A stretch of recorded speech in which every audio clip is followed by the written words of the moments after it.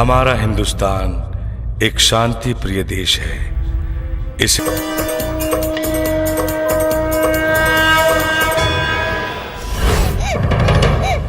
अरे तोहरा से फुर्सत मिली तब ना। अरे तो हमरा के तो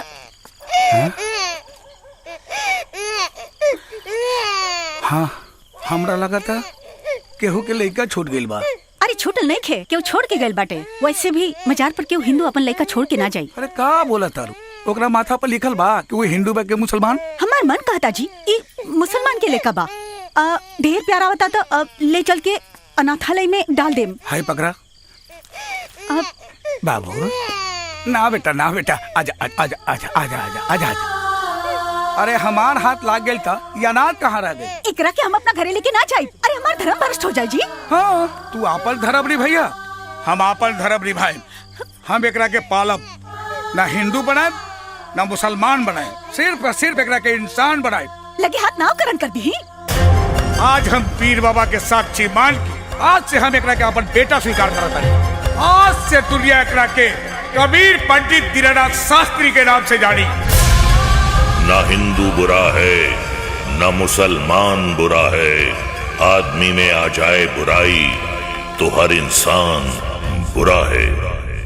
और इस वक्त एक बड़ी खबर आ रही है कि पटना के गायत्री मंदिर को और वहां मौजूद श्रद्धालुओं को कुछ अज्ञात लोगों ने बंदूक की नोक पर बंधक बना रखा है। अभी तक उनके मंसूबों का पता नहीं चला है और ना ही उनकी पहचान हो पाई है कि वो लोग आखिर कौन है। आइए देखते हैं कि सरकार और प्रशासन क्या कदम उठा रही है इस बड़े मसले पर। अरे कदम उठाए हैं तभी ना टीवी के सामने आए हैं। अब सुरक्षा की जिम्मेवारी हमारा हाथ में है, इसीलिए पकड़ कर बैठे हैं सुरक्षा को। कैमरा ऊपर करिए ना, देखते नहीं टीवी में आ रहे हैं हम। अरे पता नहीं कहां कहां से पकड़ कर ले आते हैं। अपना काम तो ठीक से आता नहीं, हमारे काम की जानकारी चाहिए। अरे अब आतंकवादी के पीछे हम बंदूक लेके तो नहीं दौड़ेंगे नू।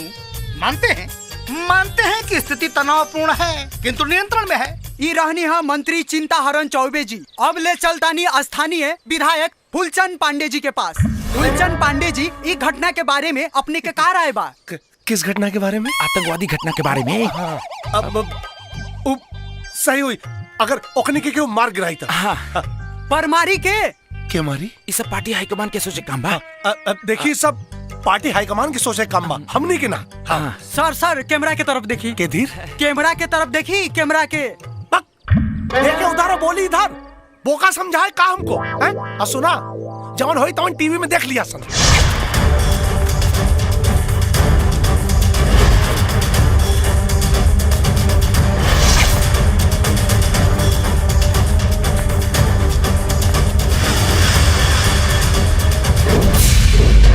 अब हम आ चुकल बानी संग्रामपुर गांव में। अब देखी जनता के कार आए बा। नमस्कार, अपने के नाम? शोएब खान। इस घटना के बारे में अपने के का कहे के बा? सरकार निकम्मा बा, कुछ ना हो सकेला देश का। सरकार हमनी के मारा था, हमनी के मरवावता नहीं जा। पर अपने के भी तो फर्ज बनता इस देश के नागरिक होके के नाते। हमनी के देश के मानी लगे, हमनी के कुछो कहल जाला तो हमनी के आतंकवादी कहल जाला। अगर वो मंदिर में केहू अपने के आपन रहते तो? अपन रहते था ना, बाड़े हो जा। हमार भाई, हमार भाभी, हमार भतीजा कौमी एकता कर गए लोग। रउआ का कहे के चाहता नहीं घटना के बारे में? कायर कहीं के, जब भी देश आपन नहीं खे तो छोड़ के चल जा। मन नहीं कि हर मुसलमान आतंकवादी ना होला, लेकिन हर आतंकवादी तो होला ना। 5 वक्त सिर झुकाते हैं इसी जमीन पे, दुआ मांगते हैं खुदा से। अरे क्या पूछोगे हिंदुस्तान के मुसलमान से? एक दिन इसी मिट्टी में खो जाएंगे, सो जाएंगे। अरे मर के भी नाता नहीं टूटेगा हिंदुस्तान से, ईमान से। धर्म के ठेकेदार वंदे मातरम कहा, ढेर बढ़िया रही। जाहिल साला। पर फिलहाल वो लोग तो अपने के घर में घुसाइल बा। अपने के का फर्ज बनता? आतंकवादी के पकड़े के काम पुलिस के है। ए साहब कुछ करी, मंदिर में आदमी मरल तो इज्जत के फालूदा हो जाई। तिवारी जी यदि लोढ़ा सिंह के इज्जत रही तब बोनट पे बैठ के खैनी ना मलती।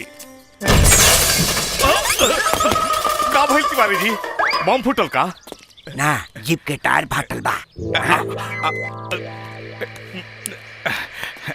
हेलो हेडक्वार्टर, एजा मामला बहुत गंभीर बा, मिलिट्री बुलावे के पड़ी।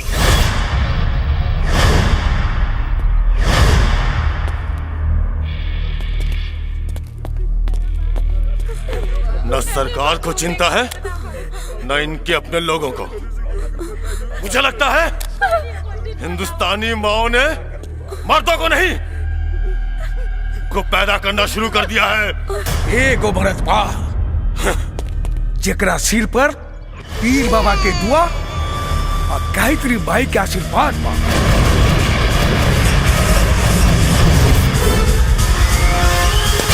तोहनियों से लम्हर और आतंकवादी बा।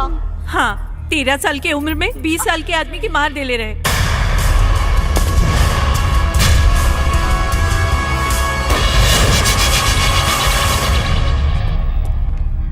नाम है कबीर पंडित दीनानाथ शास्त्री।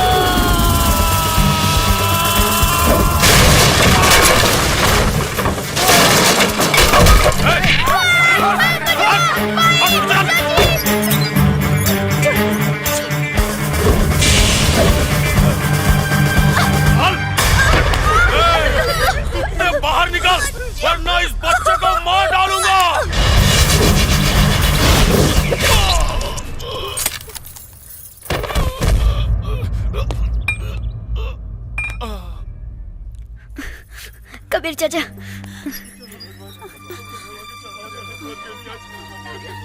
देख बेटा, एकनी के ही है इलाज। सही कहला चाचा।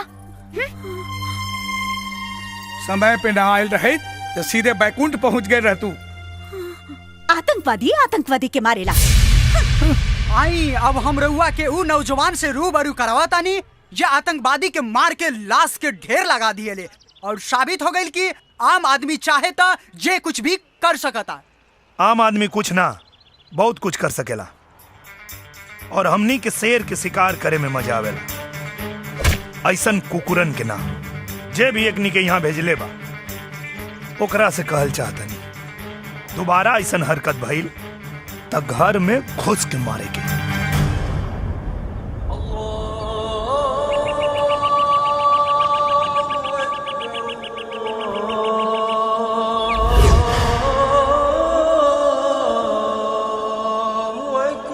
तुम्हारी बेवकूफियों से आजिज आ चुका हूं मैं, आगे से ध्यान रखना। गुस्ताखी माफ हो जनाब। अस्सलाम वालेकुम जनाब।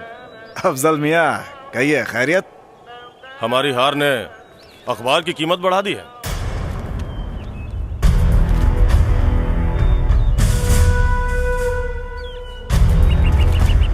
अफजल मियाँ। जी जनाब। दाऊद हसन साहब को इत्तला कर दीजिए कि हमारी हार की खबर हिंदुस्तान की सरहदों से गुजरते हुए पाकिस्तान तक पहुंच चुकी है।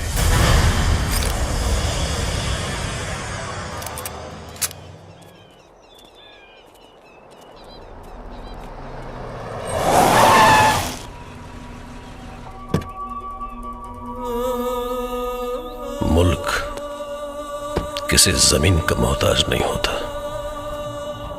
जमीनें हासिल की जाती है या जीती जाती है। जिन्हें लगता है ये जमीन उनकी है, उसे बताना चाहता है। जो मजहब को नहीं मानता वो काफिर, और काफिर की एक ही सजा होती है, वो है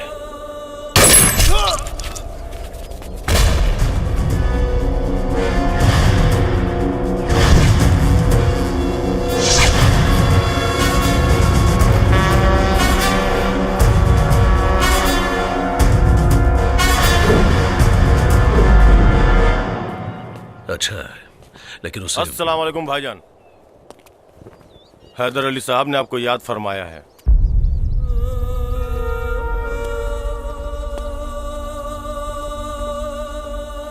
हैदर अली की किस्मत बहुत अच्छी कि वो शहनाज के अब्बू है, वरना उसकी जगह तो दाऊद हसन के जूते की नहीं छोड़ती।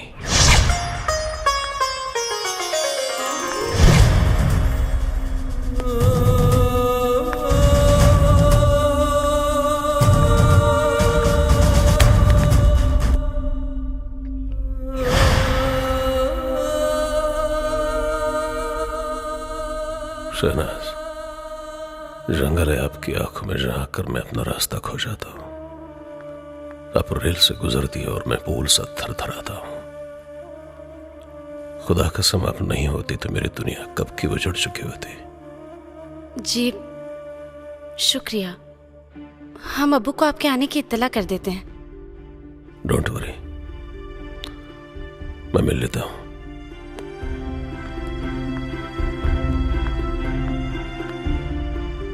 वो बहुत खुशनसीब होते हैं बेटी, जिन्हें इतना चाहने वाला शौहर मिलता है। इस आदमी से नफरत की बू आती है अम्मी। नहीं बेटी, ऐसा नहीं कहते। अपनी सांसों से कह दो कि अपनी जगह बदल लें, क्योंकि आपके अब्बू अपना फैसला नहीं बदलने वाले।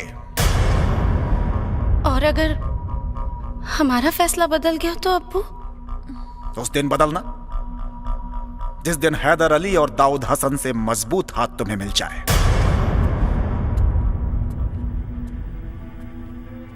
आपके इस सौदे की बुनियाद पे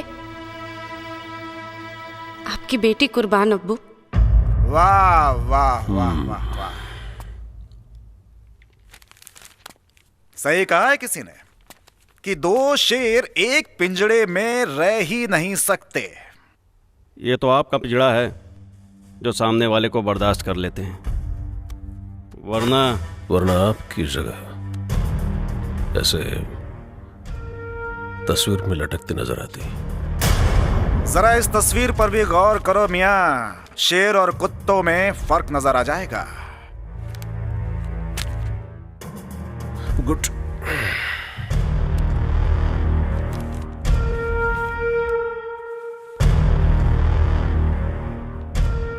किससे सुनने वाले इतिहास लिखा करते हैं हैदर साहब। इस हार को जीत में तभी बदल दिया जाएगा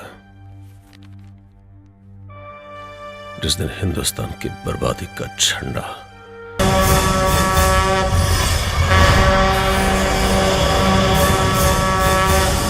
शास्त्री जी। हाँ नमस्कार। अरे नमस्कार नमस्कार। लें प्रसाद। बैठी बैठी बैठी। हाँ हाँ ठीक बा। प्रणाम चाचा। अरे अरे प्रणाम प्रणाम। कैसन प्रसाद है? अरे भाई, जब से जान बचल बना हम अपन देवता बदल देहनी। शास्त्री जी, जवन देवता हमनी की हिफाजत ना कर सके ओकरा के पुजला से का फायदा? ठीक कहनी भाई साहब, हमू 7 गो एतवार भखले बानी। ए माई, अगर कबीर भैया के एक बार बेटा बना लेते तो इतवार सोमवार के झंझट खत्म। छोड़ ना नैना, अपना खेत के मरचा ढेर तीत लागेला। अरे मुझे से फेंक ला। अरे राम राम राम राम। रवा के लागल तो ना हम ओकरा के मरनी हा, लागल तो ना नु है। ना ना कौनो बात ना है। बाकी तनी देखी राहुल लुटवा सही सलामत बा कि ना। अरे छोरी छोरी भाई, पहले ये बताई घर के समाचार कैसन बा? घर एकदम सही बा। बाकी परिवार अपने परिवार से ज्यादा खतरनाक है शास्त्री। बाकी एक बात बा, हमारे एगो बेटी बिया जवन साक्षात देवी बिया, साक्षात देवी। बॉडी के मजबूती देखत रहनी है। अरे तो तोरा बॉडी के मजबूती चेक करे खातिर के यह जगह मिलल हा? तो जगह बदल के देखी। अरे पहरावा पोशाक एकदम शालीनता के साथ।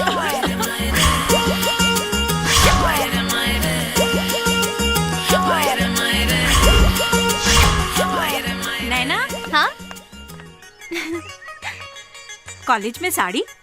अरे इतना से बाबूजी के दिखावे खातिर। घर से निकले के समय साड़ी और घर पे जाए के समय साड़ी और बाद में?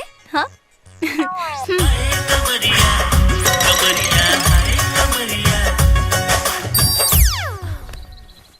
कोमल हमार सहेली बाड़ी, हमरा के मालूम बा उनका शालीनता के बारे में। अरे बेटी आई हो दादा। चाचा जब कह रहल बारन तो सही कह रहल होई हन। चल चल हम तोरा के दिखाओ तानी, चल।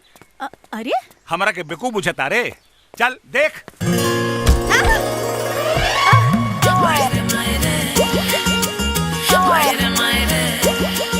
ये आवाज कहाँ से आयल रहे? अरे वो शास्त्री जी की बेटी नैनुआ हमरा कोमल से बराबरी करतिया।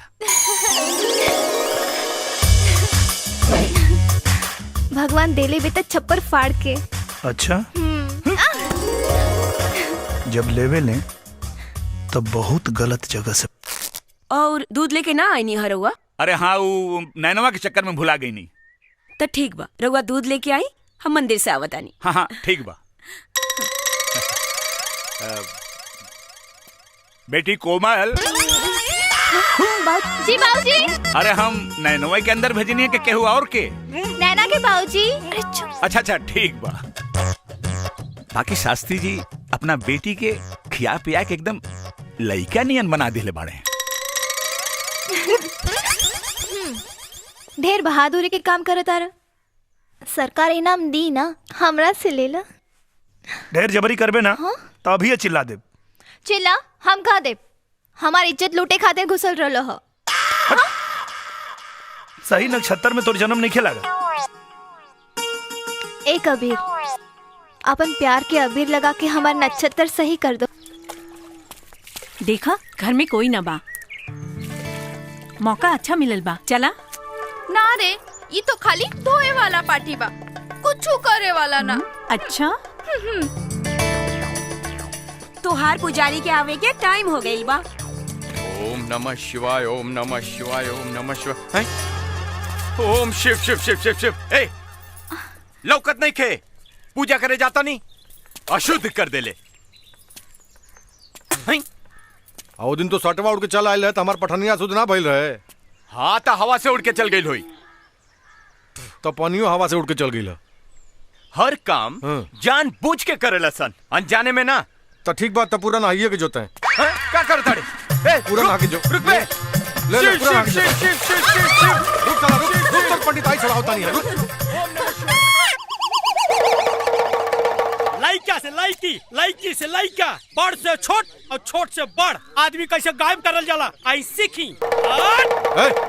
बंद कर, झूठ मूठ के खेल के लिए बाड़े है फालतू। ऐसे बढ़िया तो हम दिखा दे रे। मरद के बेटा हुआ ना, एक जादू दिखा दे। महतारी क्रिया खाता नहीं, मुझवा अपन कटा दे, नहीं तो काट दे। चल दिखाओ तानी। आई 1 मिनट खाली देखते हैं। हाँ, जमूरा हाँ भाई लो। आगे ले बड़का जादू दिखावे। अरे ना चुप रहा भी। का भाई लो। आज गइल सोएब के मुंह। का हो जादूगर? जवन काम ही आंख बंद करके कर दी हैं, तू आंख खोल के कर देबा। जादूगर पानी ई तो हमारा बाएं हाथ के अरे खेल बा। सिंपल 1 मिनट में। अच्छा हाँ सोच ला। सोच ले ली, मूछ कटा जाई।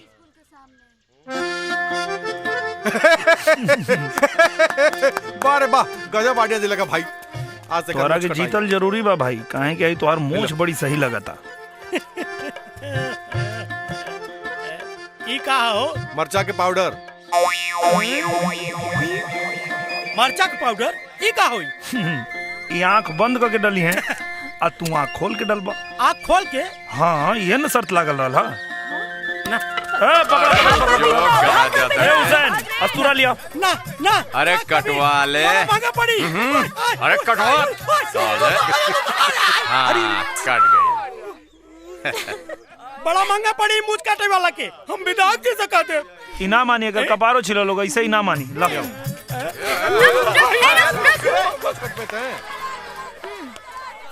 जादूगर हा कहीं मशीन ना गायब कर देवे। पागल है का रे? कमाल है विधायक जी, हम इतना विधायक देखनी, बाकी रउआ जैसन विधायक कबो ना देखनी। कोनो खासियत लोकल हो विधायक जी में कि ना दरोगा जी? अरे ऊपर से नीचे तक खासियत। ऊपर देखिए, नीचे देखिए, बीचे में मत देखिए। काहे? रह दी जाए दी। इतवार हो या सोमवार, विधायक जी के घर में हमेशा लागल रहेला दरबार। बड़ा भीड़ आयल बा भाई है। हाँ। शुक्ला जी। हाँ जी। ये जनता से पूछी समस्या का बा उनके। सर, राउर जे समस्या बा एक एक करके विधायक जी के पास आवा, बतावा। आवा, आजा, आगे आजा। अब विधायक जी के अपन समस्या बतावा। बताओ। सरकार, पिछले इलेक्शन में कहले रहनी कि नहर में पानी आ जाई, नहर में पानी अभी लेना आयल, ऐसे जनता का परेशानी होता। आओ। जा विधायक जी के लगे जाए और धर्म समस्या का समाधान करी। शुक्ला जी चालू रही। हाँ। घर कहाँ पड़ी बाबू तोहार? आराम से पी बाबू। कितना पानी चाहिए? पानी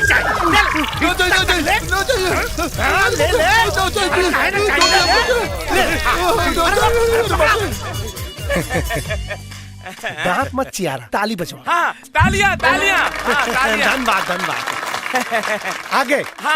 आगे बताओ। सरकार, चापाकल अभी तक गांव में ना पहुंचल। कितना फुट पे आवेला पानी रे? 120 फुट पे। 120 फीट ना? रुका, समस्या का समाधान होता। सर, सारा समस्या भाग गई सर। एकर समस्या सच में गंभीर हो जाता। हाँ सर। हाँ बोला, क्या समस्या बा? अरे कुकुर, चोर कटवा। ये विधायक जी के गाली देवा था। ये हम ना गरिया होता नहीं सरकार, ई ते ऊ गरिया होत रहल जवान हमार ई मुछवा कटले बा। तो प्रॉब्लम जनून बात और। बैठी सर। हाँ। और का कहलस? और कहलस कि विधायक जी गधा के औलाद हुए। ई मजाल। अरे मजाल छोड़ी सरकार, ऊ तो यहाँ तक कहलस कि विधायक जी के माई केहू के साथे भाग गई और ओकर बाबूजी ओकरा से बियाह कर ले बाड़े, जेकरा हाथ से केहू पानी ना पियल। अरे विधायक जी के बारे में सब कुछ जानेला। चुप दोगला। नाम बोल। सरकार, ओकर नाम बा कबीर। आतंकवादी के का मार दहलस, अपने आप के मिस्टर इंडिया बुझाता। एक बेर हमारा हत्थे चढ़ जाए ना, ऐसा ठोकब कि जिंदगी भर खड़ा ना हो पैसा। लागत ना फल।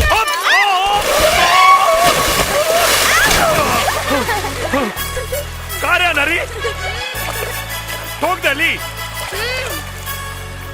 अरे साला, चश्मा खुद लगौले बाड़े और हमके आलर कहता रे। और सुन है नहीं, और रास्ता पे खड़ा रहबे तो केहू ठोक के जाए। हाँ? ई रास्ता तोर बाप बनवेले बाने? हाँ, आ गईले। क्या रे? रामेश्वर बाबा। अरे बाप रे बाबूजी। बाबा प्रणाम। खुश रहा बेटा, खुश रहा। हुसैन बेटा, यहाँ क्या करत बाड़ा? मछली पकड़ा तानी। अच्छा, मछली पकड़ा तारा। तू क्या करता? लागता कबीर चाचा के मछली के मगरमच्छ पकड़ ले ली बिया।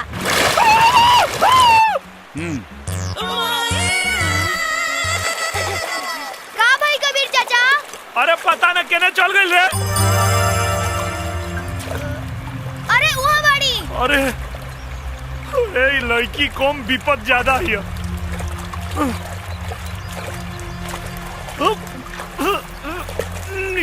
निकलल है कोमल। अरे उठना रे। ए देखना, लागत पानी पी ले बिया। तो निकालो। कहाँ निकला था? अरे पीठ पे दबाइले से पानी निकली। पेट पे दबाओ। पेट पे? हाँ, दबाओ। सुना, मुंह में फूका तो हवा अंदर जाई तो पानी बाहर आई। फूका।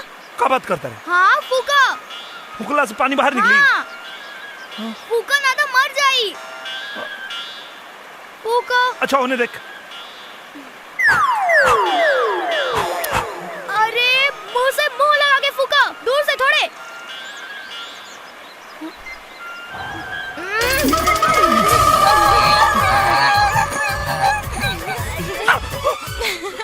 अरे साला, अगर पानी निकाले में हमारे पानी निकल जाए।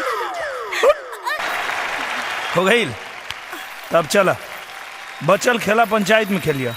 अच्छा ढेर बोलबे तो पान खा के थूक दे, सारा ड्रेस के डिजाइन बिगड़ जाए। हाँ?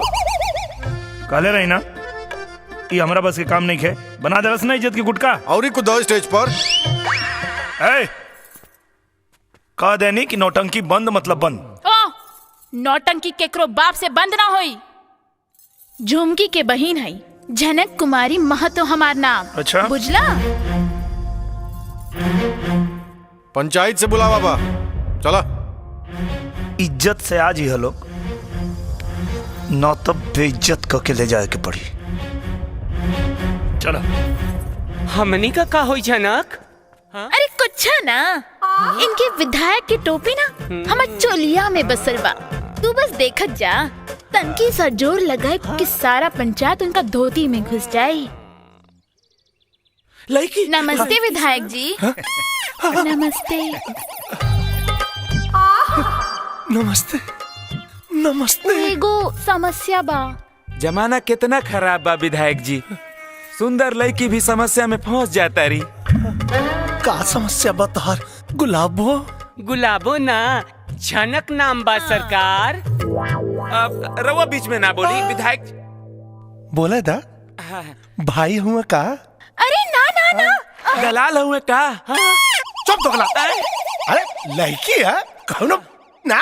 वो का हो, हम और हमार बहन खुद के सिनेमा बना के दिखावत रहनी है, पर का करी, ये गाँव वाला चाहता रन कि बंद करती। ब्लू फिल्म दिखावत रहलू का? ब्लू सिनेमा ना, शुद्ध देसी नौटंकी सरकार। सर दलाल की बोल के बीच में ना बोले। समझाओ नहीं सर। भाई साहब रहुआ चुप रही ना, विधायक जी के रोमांटिक मीटिंग चल रहा बा, कह रही हूँ सर। काम हो जाए, लेकिन बदला में हमारा के सनीमा दिखावे के पड़ी। हाँ मुफ्त में। तकान यहाँ लिया हुआ, समस्या का निदान बताओ तानी। हाँ? ना समझ लू का? ना। हट पागली। ई का? अच्छा। अरे ई का करे तारा? ना समझ में आइल का? मैं बुरबा का बिया का रे।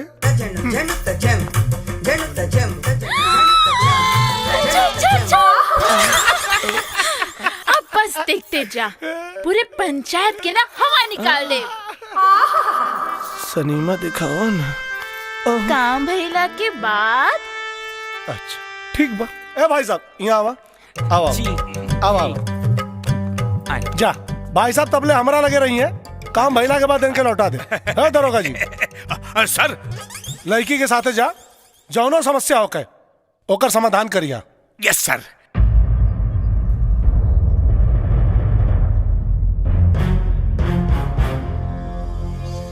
समस्या का बा?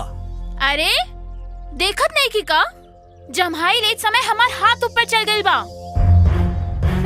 और अब डॉक्टर कहता कि खूब खर्चा लागी, ऊपर से हमार दीदी के शादी के खर्चा।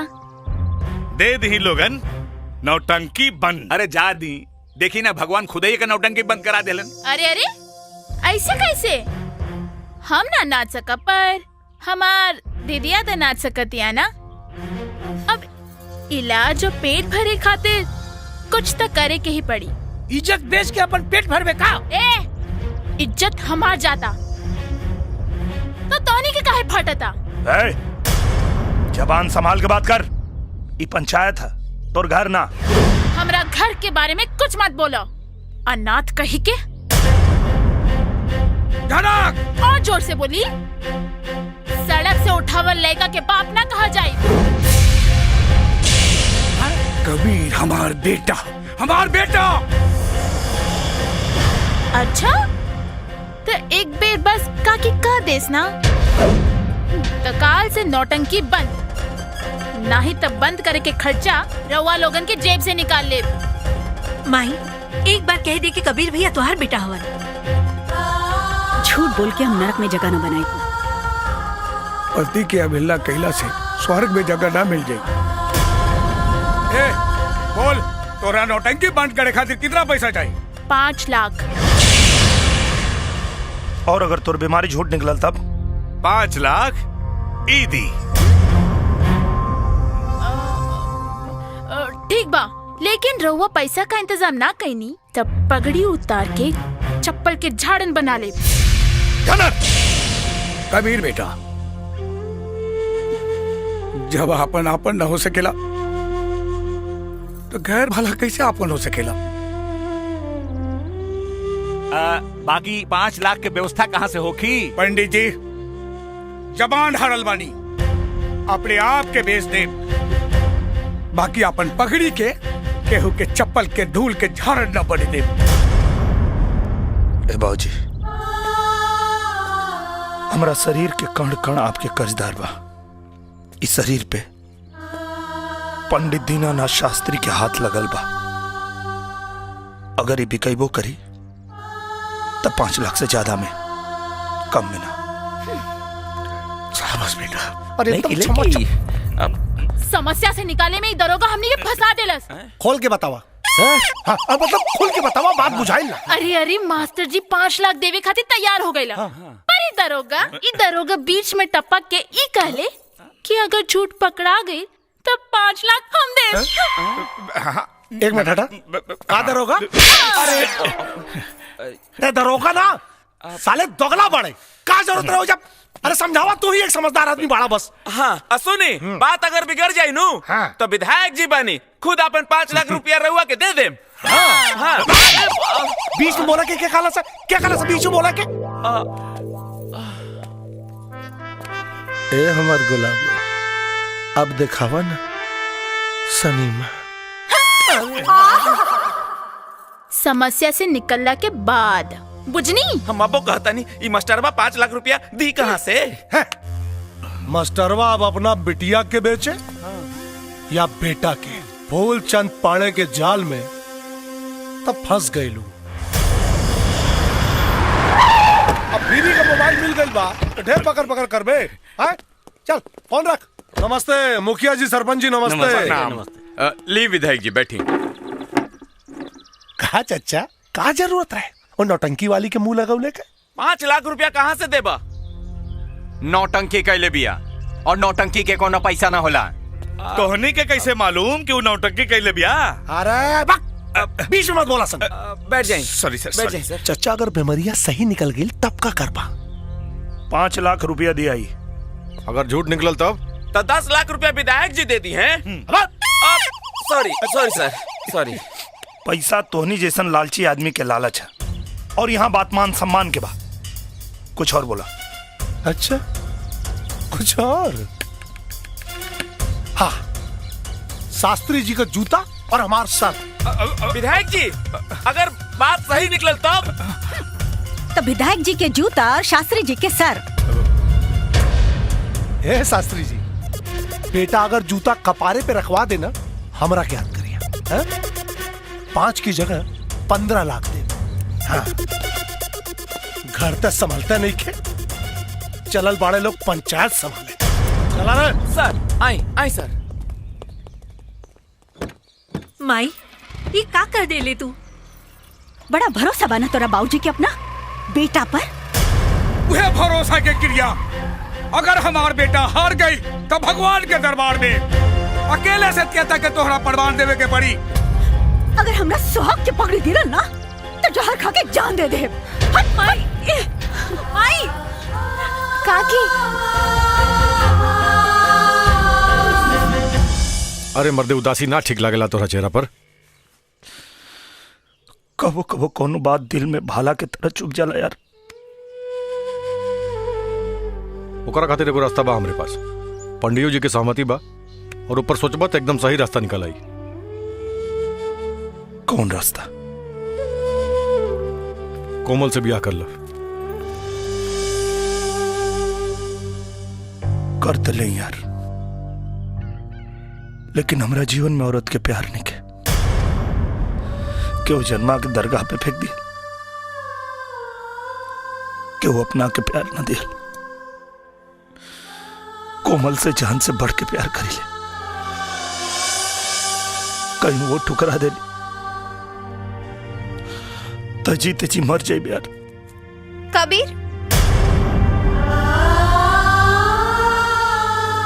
अगर फिर आगे कबो ऐसे कहला तो एक थप्पड़ मारे। बिना बियाहे के पति काहे लगबो?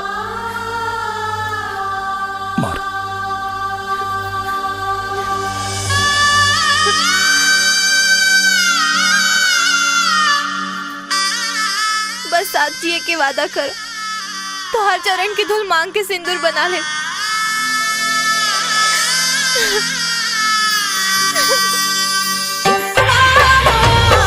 हम हई रानी तोहर ओढ़ौल के फुलावा, हौ तू हमार फूल के नवा हो। हम हई पिया जी के पतरी तिरियावा। कबीर चाचा, वो झनक के हाथ सही बा। तोरा किसे बता रे? बाजार में स्वेब सब्जी खरीदत देख ले। हाँ कसम से हमके देखला था हथवा ऊपर को लेलस। हाँ जैसे वो मदारी के ले रहे। फिर बोलबे ना तो हमारा मुहा बोमा पुल हो जाई। मजाक सही नहीं खे, बात सही भी हो सकता। एक काम कर लो, पूरा गांव के झनकवा के द्वारे जुटावा, और हाँ विधायक जी के जरूर बुलैया। पर करबा का? वो तक कैला के बाद पता चली।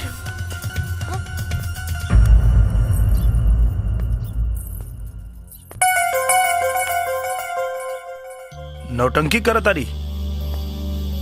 देखो कबीर, पास मत आवा। कबीर देखो, हमरा के छुओ मत, ना तो हम बाबूजी के बुला देब।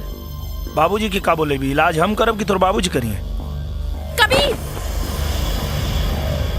देखा, ये तो ठीक नहीं के करत। कबीर हम सच कहतानी, बाबूजी के बुला देब। बाबूजी के का बुला के करबो? तुहार इलाज देखा कैसे।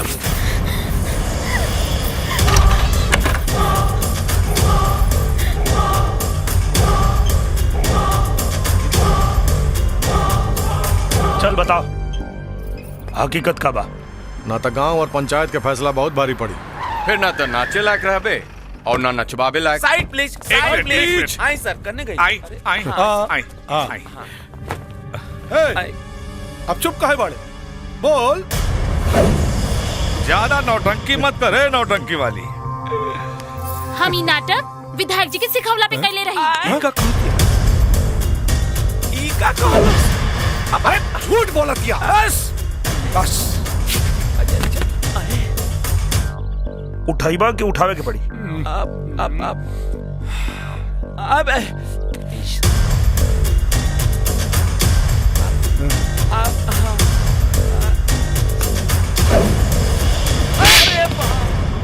एक बात कान खोल के सुन ले, जवन बूढ़ बाप के जवान बेटा होके ना, ओकरा के कब्बो कमजोर समझे के गलती मत करी है।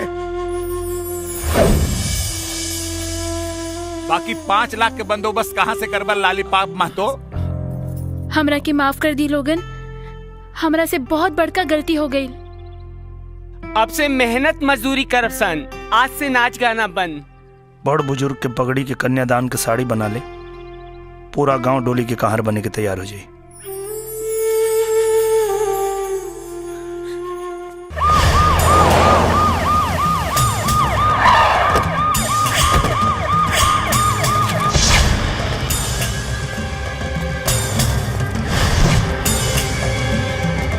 जीजा,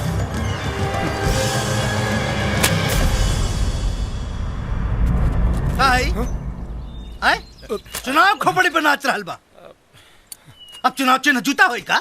हम वही रहनी मंत्री जी। पलटे के चक्कर में विधायक जी पलटा गई नहीं है। हाँ है जी। यस सर। अरे साले वहाँ खड़ा होके का बाबा जी का घंटा गाड़त रहा।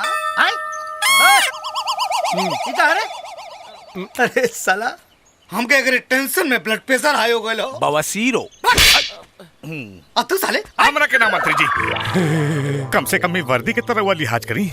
ई लोग के चक्कर में ई दरोगा दोगला बन गया है। ठीक है कहता रहा। आज हमारा समझ में आया कि कहावत कितना सही बा। जोरू का भाई एक तरफ और सारी खुदाई एक तरफ। सही कहा तानी जी। आइए, आप यही की कमी थी, सुपारी दे रहे। दीदिया चुप रहा। इतना सुघर सार केहू भाग्यशाली के ही मिलेला। उठी, ओने जाके बैठी। अच्छा। ई हमार बबुआ खातिर कुर्सी बा, रउआ खातिर तो प्लास्टिक के कुर्सी बा, ताकि बवासीर में तनी कम दर्द होखी। जी देखता रे, राज्य चलाए वाला घर चलावे में कितना असमर्थ बा। अब बुझाई जीजा हमरा के थप्पड़ काहे ना मारना है? इनका की चप्पल खाई पड़ी। ढेर ना यहाँ के हमारे जीजा जी तुम लोग साले सुधर जाओ। कितनी तकलीफ दोगे तुम लोग, मैं क्या करूं भाई। हेलो। दिमाग का फालूदा निकल आए। पाकिस्तान से हैदर अली। हेलो जी। हाँ जी जी। हाँ हैदर अली साहब, वालेकुम प्रणाम। वालेकुम सलाम चौबे जी, कहिए सब खैरियत? जी जनाब, हिंदुस्तान प्रगति कर रहा है। चुनाव नजदीक है। अब अगर जनता की सहानुभूति मिल जाती तो चुनाव तो हम ऐसे ही जीत जाते। सहानुभूति ठीक है, चलिए कर ही देते हैं हंगामा। दिन और तारीख आपका और काम हमारा। अरे जनाब शुक्रिया। तो लीजिए लगे हाथ, दाऊद हसन साहब से बात कर लीजिए। हाँ दीजिए दीजिए। वालेकुम प्रणाम हुजूर। 14 अगस्त का जवाब होगा 20 दिसंबर।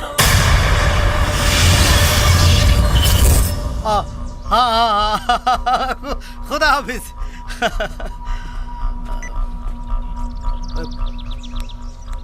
देखला, हिंदुस्तान में रह के डीलिंग पाकिस्तान से करीला। अरे ता जीजा के कर बाड़ा जुत्ता खाए वाले के दीदिया। दीदिया कहाँ पड़ा बता रही। एक बात बताओ, तोरा सर पे जूता के रख ले रहे? मास्टर दीनानाथ शास्त्री का बेटा कबीर शास्त्री। कबीर शास्त्री तो बेटा कबीर अब की दंगा में पिला जेब।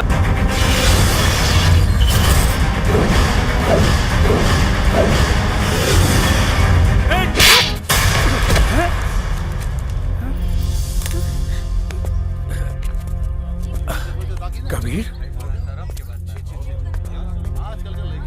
कहा बात आते वाली जी? ए शास्त्री जी, अपने सड़क उठावल माटी आज हमारा बेटी के मांग के सिंदूर बने का सपना देख रहा बा। स्वीकार कर ला, काहे की कबीर से बड़ा सपना देखे के औकात तोहरा में नहीं खे। ता ठीक बा, बस एक जात बता दा ता तोहार औकात हमारा औकात के बराबर हो जाई। बस हम अपना मेहरारू के कारण बेबस वाली, वरना दीनानाथ शास्त्री का औकात रामेश्वर तिवारी से कहीं ऊपर बा। ए शास्त्री जी, जे मरा जिंदगी भर अपना पत्नी के सामने बेबस रहे, ओकर पोसल लइका हमारा बेटी के हाथ ना पकड़ सकेला। अरे लइका के मजबूती के पता ओकरी माँ के कोख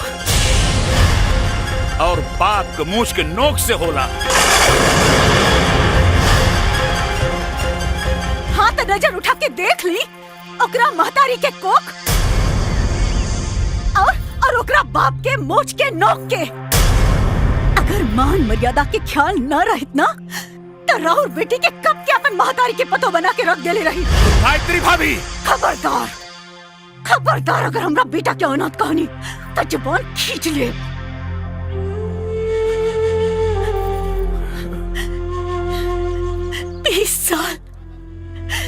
बीस साल लग गए हमरा के अपन बेटा पहचाने में। रउआ तो 7 जन्म में भी ना पहचान पाई।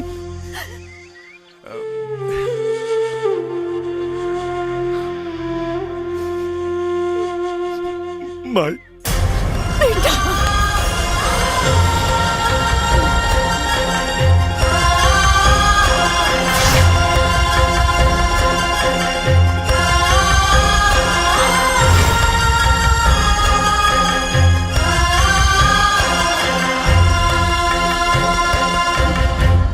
ये एहसान के कर्जदार हमरा और जिंदगी भर है। कहे कि एक बेटा से ओकरा माई के मिलवा देली, जाके अपन बेटी के जीवन संभाले। एगो बाप के वादा बा, हमार बेटा रउआ रास्ता में कबो ना आए।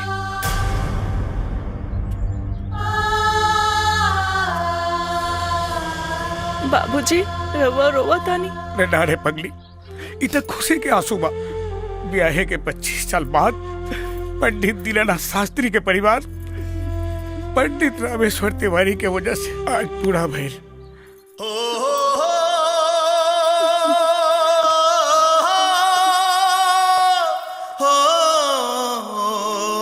कबीर कोमल जा जा, तू भीतर जा। अरे भीतर जा भैया। अब हमने के चलत। हाँ ठीक। प्रणाम। प्रणाम चाचा।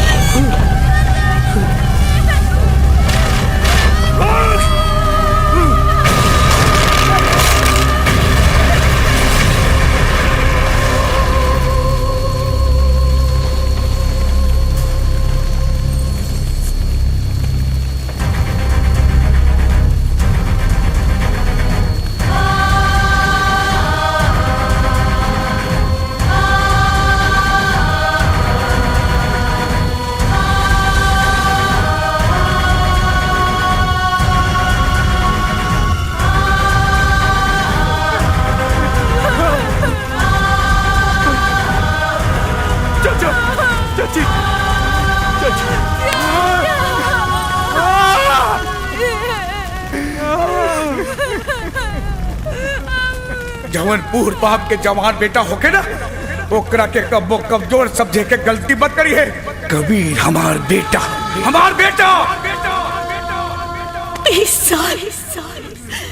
20 साल लग गए हमरा के अपन बेटा पहचानने में। लेना चाचा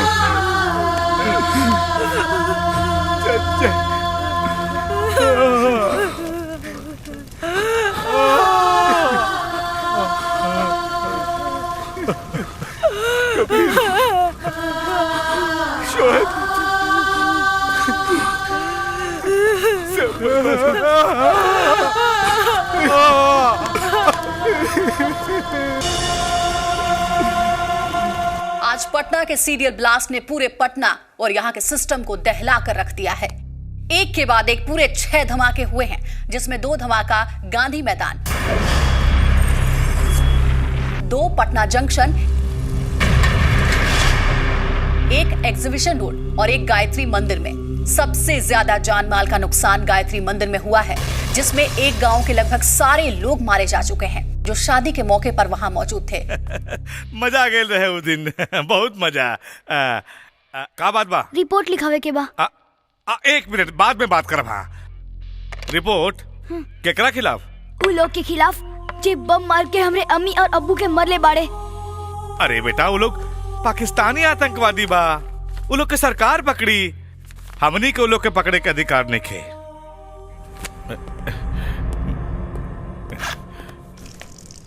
अरे ये क्या करता रे रे? हैं? अरे साहब देखिए मुंह तता। ई का कैले? हमार अब्बू कहत रहे जे थाना में थानेदार रह के थानेदारी ना करे उ थाना ना पिसाब खाना होला। साले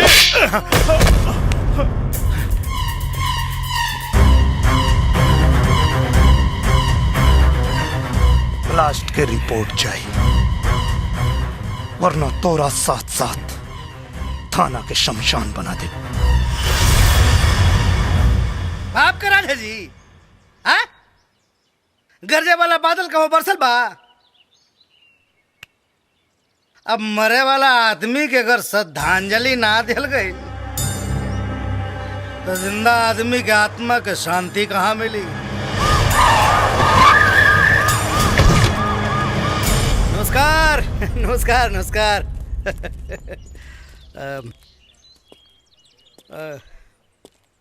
नाराजगी जाहिर बा, हम बूझ रहल बानी, बाकी मुआवजा के रकम बहुत जल्द पहुंचावे के हम कोशिश कर रहल बानी। मुआवजा की रकम पहुंचला से मरे वाला वापस आ जाई ना? ये तो हम अच्छी तरह से जानता नहीं। क्या नाम है तुम्हारा? कबीर। तो थाना के फूंक के और दरोगा के मार के मरल आदमी को तू जिंदा कर ले? जिंदा ना हो जाई, लेकिन गुनहगार के सजा दिया तो आत्मा के शांति भेटाई। अरे तो आत्मा के शांति लगा करिए अपन जान दी साले गवार। मंत्री जी चुप! एक शब्द ना तो दफा लगा के तना ठोकवाई कि बुढ़ापा जियान हो जाई। कानून बड़ा होला, आदमी ना। अगर मरे वाला के एहसास ना रहित ना तो इतना ठोको होती तोहनी के कि देख नक्शा बिगड़ जाए। पुलिस वाले पे हाथ उठे बताए, हाथ काट दे। 4 गो वोट का दे देना लोगन, मंत्री मिनिस्टर सांसद विधायक सब तोहनी के जूता के धोला। सकल से बेवकूफ लागत रे, ना तो दहिया की चमनिया नोच लेती। एक बार पता चल जाए बॉम्ब ब्लास्ट में केकर हाथ था, चमड़िया नोचब ना चबा जाए। पाकिस्तान ब्लास्ट करे वाला पाकिस्तान का आतंकवादी है। सुन के खून पानी तो ना हो गई? अरे महाराज, पहले ही तो पता कैला कि अनाथ के देह में खून बाग की खाली पनिया से काम चलाता। खून पानी के पता वो दिन चली जब ब्लास्ट करे वाला के लिया के एजा और अगर ना मर लेना तो फिर अनाथ के साथ साथ नाजायज भी कही भी। हाँ, ना तो फिर शहीदे में नाम लिखाई और ना तो फिर नाम दर्ज हुई। चला। मंत्री जी, जीवन और मृत्यु ऊपर वाला के हाथ में होला, लेकिन बॉम्ब ब्लास्ट कोनो आदमी करे लेवा।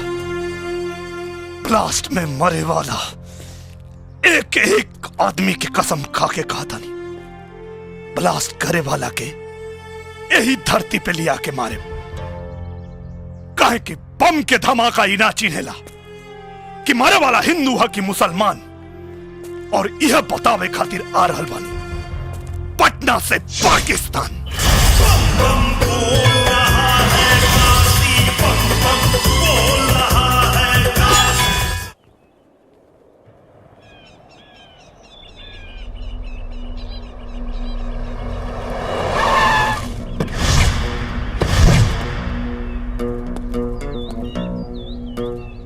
इस बदतमीजी पर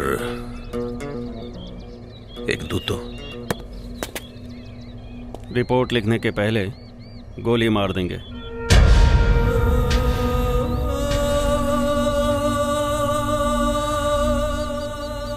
कमबख्त हंसी भी उस वक्त आती है जब हमें किसी पर गुस्सा आता है। गुस्से को दबा के रखिए, गर्मियों का मौसम है, फट जाएगा। वैसे हम तो यहाँ इस बात की इतला करने आए हैं कि आपके नाम की हवा पूरी कराची में है। एक जरा सा तिनका भी बड़ा जख्म दे सकता है। दवा की जरूरत नहीं पड़ेगी, और अगर पड़े भी तो आपके बदन से निकालेंगे।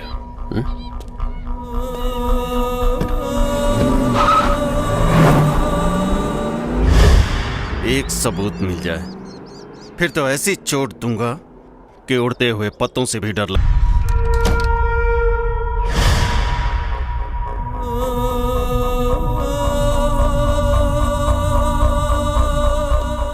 आइए दाऊद हसन साहब, इस्तेकबाल करते हैं आपका। तशरीफ रखिए।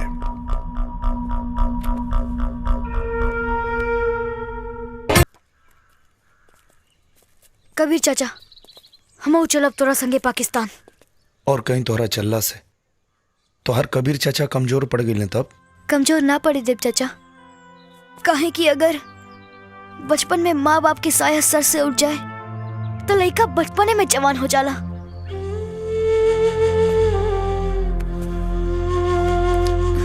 हम कुछ न कहब, बस एक बार हमहू पाकिस्तान देखे के चाहता नहीं। ना साला, यह तो देखे के बाद कि खैरात में दिहल जमीन के माटी के ताकत हमनी के माटी से ज्यादा ताकतवर कैसे हो गई। ठीक बा। मंत्री जी बतौले रानी तोहनी के बारे में। ये पासपोर्ट बनवा के कहवा जाए के बा? पाकिस्तान। अच्छा, वो नौकरी करे खातिर जैसे लोग दुबई वगैरह जाने वैसे ही ना? ना, पाकिस्तान के बम से उड़ावे। बम से उड़ाई बा? अच्छा, तो तू लोगन कैसे बम मरबा? ऐसे बम के चोट पर त चिल्लैले, बंदूक के नोक पर निकल जेबे। 10 दिन से घुमावता रे, क्या समझता रे? का लगा था तोरा के? पासपोर्ट ना बनेबे तो हमनी के पाकिस्तान ना जाए के वैसे जाए के जैसे ओकनी क्या बोले सन। हाँ, हमरा पता बा आज के समय में काम गांधीगिरी से ना दादागिरी से होला। चल कपड़ा निकाल। रेप करवा का? खोल यो निकाल। दूरबीन। ना ना ना ना ना ना ना। हमनी के खिलाफ कार्रवाई कैले तो तोर फोटो टीवी अखबार में इतना छपी कि लोग सलमान खान से ज्यादा तोरा के याद रखे। पाकिस्तान तो हमनी के जाएगे और वहां जाए से तोरा मंत्री के बाप भी ना रोक पाई। अब तू सोच, पासपोर्ट बनावे के बा कि ना? साहेब, ये कपड़ा क्या उतरला सर?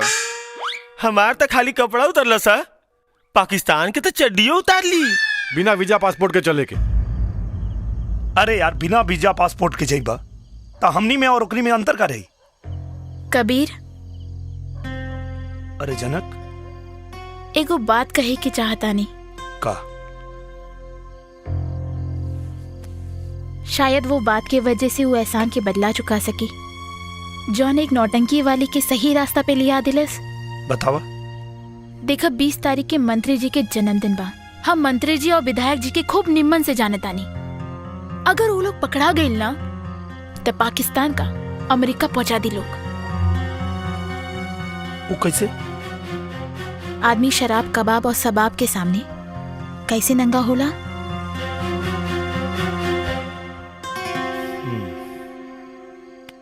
ठीक बा, पहले ही जोखिम हम और शोएब उठावे के। ना, हमार जीजा लौंडा बाजाऊ मैं। Come on. Okay.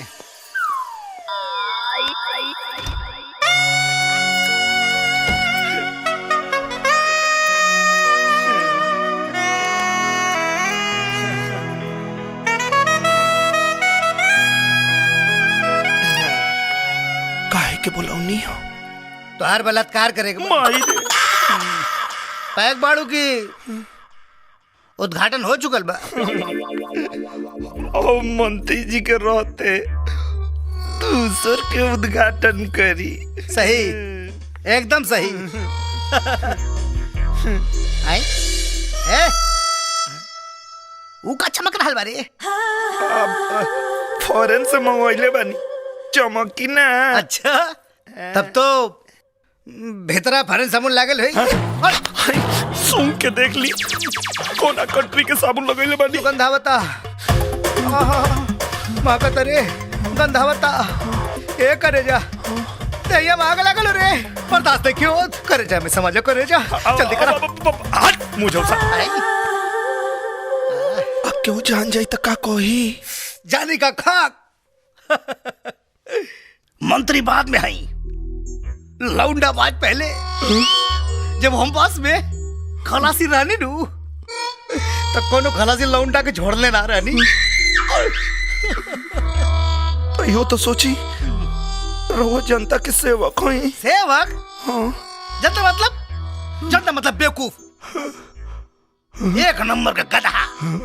जब वोट की जरूरत होके तो हाथ जोड़ लेवे के, ओकरे बाद पिछवाड़े दुलत्ती मार के भगा देवे। हे जान, फालतू बात करे के समय ना हो। जल्दी से आजा, जल्दी से आजा, करे जा सब आजा। जल्दी से चलो। विधायक जी के पता चली तो अरे विधायक ससुरा हम उस बड़ा लागल होई कत्तो कीर्तन थोड़ा करत होई। अरे जल्दी करो हो, ए हमार पावर हाउस। वो ऐसा नहीं, हम तो कब सोचले भी न रहनी। अरे तोहरा सोच से भी बहुत ऊपर का चीज बानी। जब हम दारू का दलाली करी ना तो घसियारी न चरवाहिन केहू के ना छोड़नी। 3 बेर रेप के केस में भीतर जाके बाहर आ चुकल बानी। चरित्रहीन नंबर 1 कहा पे लिख के दे दी हो ना। पहले उठक बैठक करी।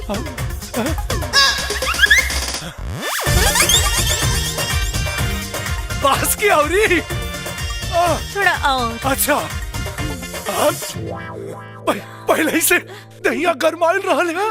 उठक बैठक करके और गरमा गई नहीं। एक बेर अरे इतना काम जनता खातिर कैले होती तो आज विधायक से मंत्री ना बन जाती। मंत्री बनले में वो मजा नहीं खे जवन तोरा के पकड़ने में बा। जनता की रउआ के बारे में मालूम पड़ी तो का सोची? सोचेगी जनता अगर इतना होशियार रही तो हमारे जैसन के विधायक नानू बनाई लोग। बातचीत छोड़ा, अब बर्दाश्त नहीं क्यों, जल्दी से आजा। आजा ना।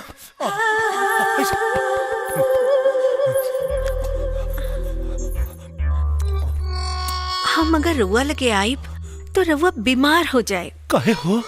मलेरिया बाकी फलेरिया? एड्स बा। जीजा! ए जीजा! कुछ छपल? इतना छपल बा कि नेताजी के और मंत्री जी के लंगोट जल के राख हो जाई। ले जाके दे आओ। ये कहा भैया? वो लोग के कर्म कुंडली है।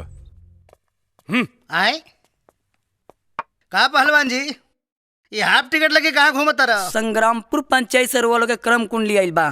कर्म कुंडली? हैली सीढ़ी देख ली। कबीर भैया पंचायत में इंतजार करा तरन।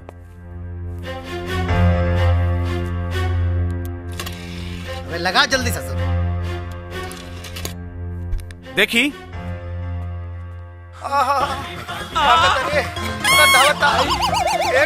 जीजा मतलब बेवकूफ, एक नंबर का गधा। जब वोट की जरूरत है। हे जीजा, अरे तू तो नेता से अभिनेता बन गई। अरे साले जान बंद कर, पर पांच तलाक हो जाए। पकड़ने में हो।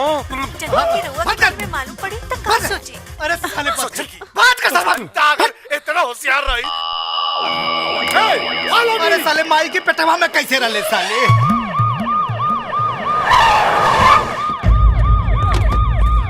साइड। हाँ आई सर। हाँ साइड। चप्पल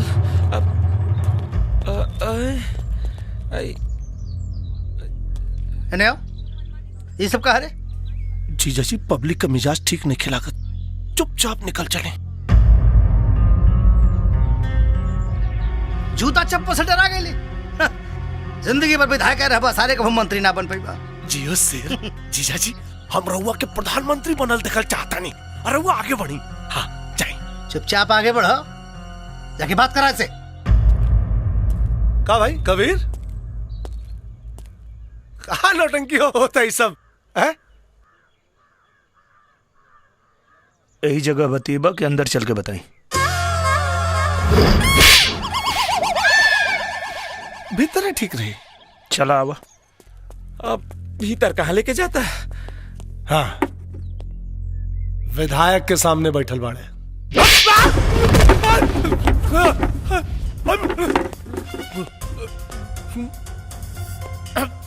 विधायक के सामने ना, नालायक के सामने बैठल बानी,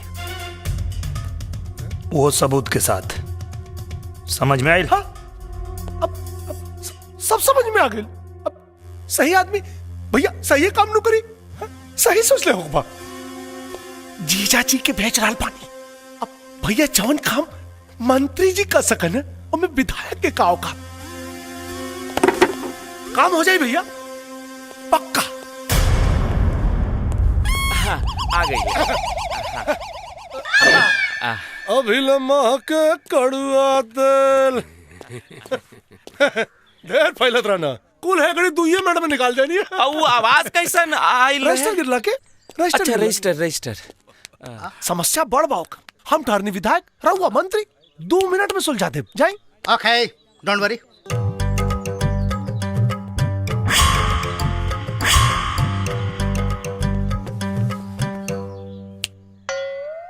मंत्री के सामने बैठा है, डर नहीं लग रहा है? कुत्ता कटला के इंजेक्शन बाजार में मिलेला। कुत्ता किसको बोला है जी? तोरा के। शेर बोल, शेर। तुम्हारा लिहाज कर रहे हैं? नहीं तो नटाई में दोनों उंगली डाल के ऐसे उल्टा लटका देते। वापस कर, सैंडल वापस कर। का भइल सर? का भइल? लागत फिर रजिस्टर गिरल। कतना रजिस्टर बा अंदर हो? बॉम्ब ब्लास्ट में केकर हाथ रहे? Bomb blast? हमरा का पता? का भइल सर? काहे रोतानी? अपना खातिर ना चीजा खातिर रोवतानी। वो पाकिस्तान में अलहायदा नाम की एक संस्था है जो वो वाली फ्रंट पार्टी से जुड़ा हुआ है यार पाकिस्तान में। संगठन चलावे वाला के नाम। अब लीजिए, मैं यहाँ हिंदुस्तान में रहता हूँ यार, पाकिस्तान के बारे में सफल मंत्री को बोल रहा है। अरे बाप, अरे उठी सर। अरे अरे का भइल सर? अरे लागत आज हमार बहन विधवा हो जाई रे दादा। ओह, मैं पाकिस्तान के दौरे पर गया था तो वहाँ कुछ लोगों से मेरी छोटी मोटी फ्रेंडशिप हो गई थी और तब से लेके आज तक वो फ्रेंडशिप चल रही है। चल रही है ना? इतना लोग के ये क्या है? वीजा पासपोर्ट आवे जाए और वहाँ रहे खातिर व्यवस्था। आए है ये पहलवानमा को ले जाके क्या करोगे भाई वहाँ पे? तोहरा साथे गइल रहे ना पाकिस्तान? हाँ। पहलवान लागत तोरा के क्यों आपन याद करा था। हाँ, वार्तालाप करने का ऐसा तरीका पहली बार देखा है भाई साहब। नमस्कार। ऐसन गद्दारन के हाथ में देश बा। शुक्ला जी। जी सर। आप वीजा और पासपोर्ट रेडी करवाइए। यस सर। और अनहनन सारन के ना पाकिस्तान बाई रोड भेजे के हो। यस सर। हाँ और हाँ हैदर अली को फोन लगाओ। यस सर। और पहलवानों को वीजा पासपोर्ट बनवा देता। हमार का हिला बाद में बताएंगे। हाँ हेलो हेलो मंत्री जी बात। हाँ हाँ हाँ जी। सलाम जनाब। अरे वालेकुम प्रणाम। और बताइए सब खैरियत? हाँ मजे में। इन धमाकों से कुछ चुनावी फायदे नजर आए? अरे क्यों नहीं? चेहरा देख ली खुद पता चल जाई। हाँ जी आप क्यों? फायदे की बात, हमारा फायदा तो हो ही रहा है। हम तो आपके फायदे के बारे में सोच रहे हैं। क्यों मजाक कर रहे हैं जनाब? पहला मिशन जिसने फेल किया है उसे हम आपके हवाले करने की सोच रहे हैं। जी तो चाहता है क्या कि जुबान चूम लूं। हम गुड़ से भरा हुआ ट्रक आपके यहाँ भेजेंगे। इधर का कागज हम तैयार कर लेंगे, उधर का आप कर लीजिएगा। लेकिन ले जाने वाला लौट कर वापस नहीं आना चाहिए जनाब। भेजिए। खुदा हाफिज। खुदा हाफिज। दाऊद हसन साहब। अस्सलाम वालेकुम। अदर साहब सब खैरियत में? सब खैरियत जनाब। लाजवाब खबर लाया हूँ। शहनाज की सगाई की तारीख बताने आए हैं। उससे भी उम्दा 14 जुलाई को जिस शख्स ने आपको शिकस्त दी थी उस नामुराद को आपके हवाले करने आया हूँ।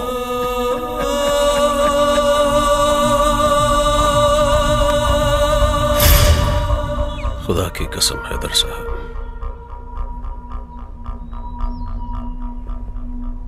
उसकी मौत देखने लायक होगी। शुक्ला सर। सारे कागजात, पासपोर्ट, वीजा और पाकिस्तानी करेंसीज कबीर को हैंड ओवर करो। सर हैला ई बा वीजा के कागजात, हई रहल पासपोर्ट, हई रहल कैश। आएगा जरूर, लेकिन वापस नहीं जाएगा। पाकिस्तान के दामन को जो दाग लगा है कि पाकिस्तान आतंकवादियों को हिंदुस्तान भेजता है, वो दाग हमेशा के लिए मिटाऊंगा। बल्कि दुनिया को बताऊंगा कि हिंदुस्तान अपने आतंकवादियों को पाकिस्तान भेजता है। का ई सब हो? एकरा में देसी कट्टा, देसी बम यूपी, बिहार, झारखंड के हर जिला से आइल बा और जाके पाकिस्तान के तू लोग दिखा दो। ये हथियार पाकिस्तान के अमेरिका से खरीदे के पड़ी कि ये हमरा हर गांव गांव में बनेला। हिंदुस्तान के तो बातें छोड़ा, खाली यूपी बिहार चढ़ गई लू था, दुनिया के नक्शा में पाकिस्तान हमेशा ला खत्म। सब हथियार पे गुड़ चढ़ा हुआ। देखा था नहीं कौन साला पकड़ा था।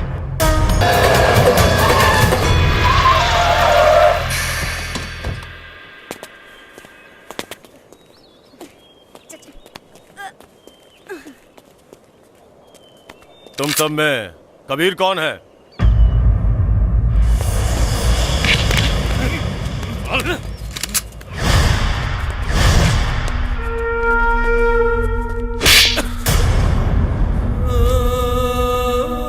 ये कबीर नहीं है, ये कबीर है। ये कबीर है।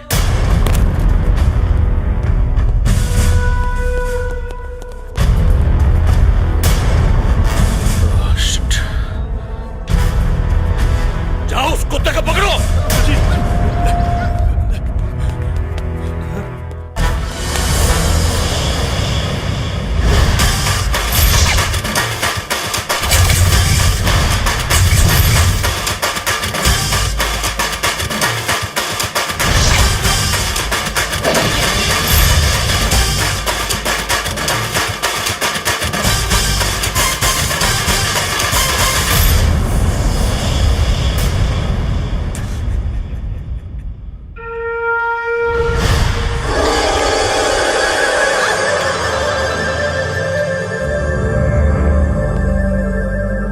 जान के सौदागर। अगर मर्द का बच्चा है तो माशुका की हिफाजत करके दिखा।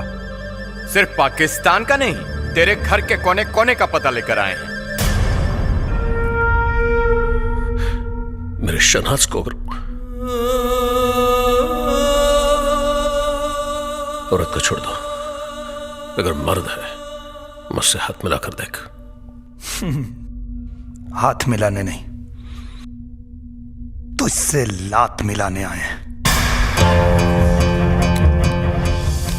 चाहूं तो तुझे यही ठोक दूं, लेकिन मेरे भारत माता की जमीन तेरे खून की प्यासी है। तुझे ले जाकर उस जमीन पे ऐसी मौत मारूंगा कि तेरे मौत के खौफ से दहशतगर्द पैदा होना बंद कर देंगे। बाहर जो ट्रक खड़ा है उसमें गुड़ नहीं, हथियार है। अब सोच, हथियार मंगाने की क्या सजा होगी। हम हिंदुस्तानी पैजामा सिलने से पहले मूतने की जगह बनाते हैं। और अब तुझे मुताएंगे। चल बेटा।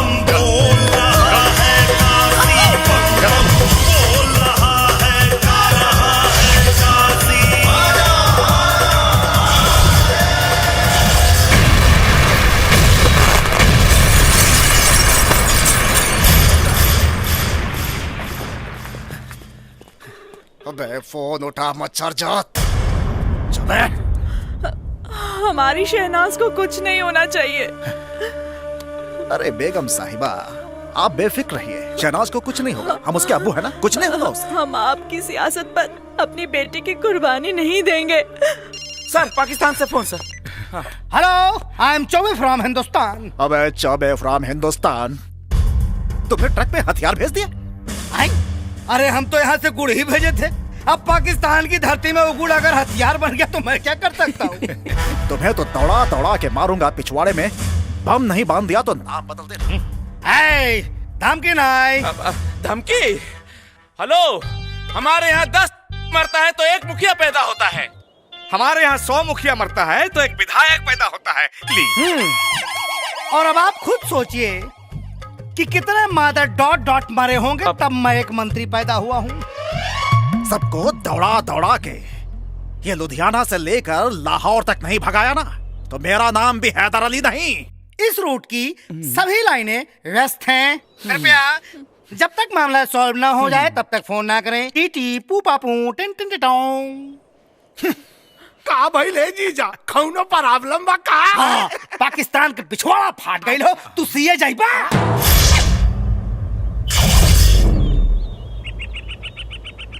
कुछ खइबा? ना कबीर चाचा, अब इनकर का करे के बा? तोरा से बियाह करावे के बा। हमरा के पागल बुझले बाड़ा? इनकर चुम्मा लेवे खातिर हमरा के सीढ़ी लगावे के पड़ी।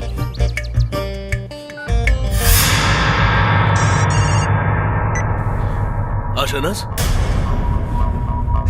और दहेज में का मिली? शहनाज तुम्हारी आवाज ये खंडहर। ये कोई मामूली खंडहर नहीं, यहाँ का बहुत ही मशहूर वज्रस्थान का खंडहर है।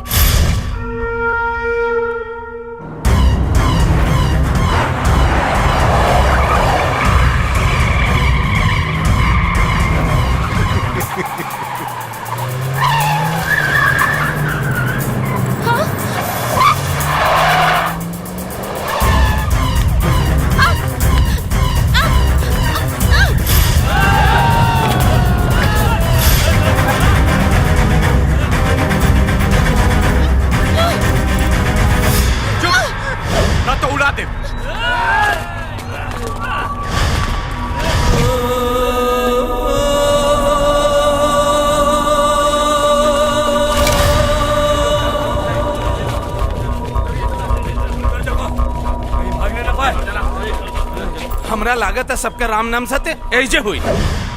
ये पाकिस्तान की जमीन, यहाँ पे राम का नहीं अल्लाह का नाम लो, तब शायद वो तुम्हारे गुनाह बख्श दे।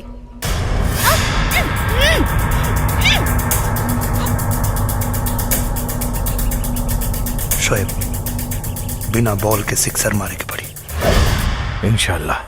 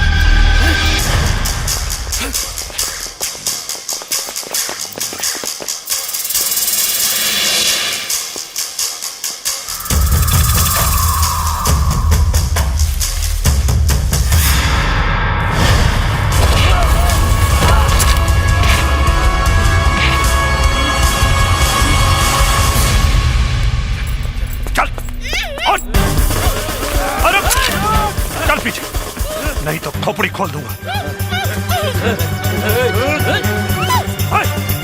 चल पीछे चल।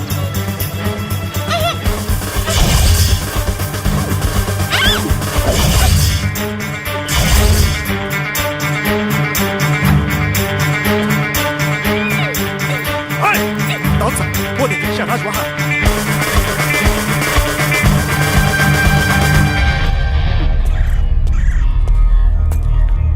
बचा लीजिए उसे।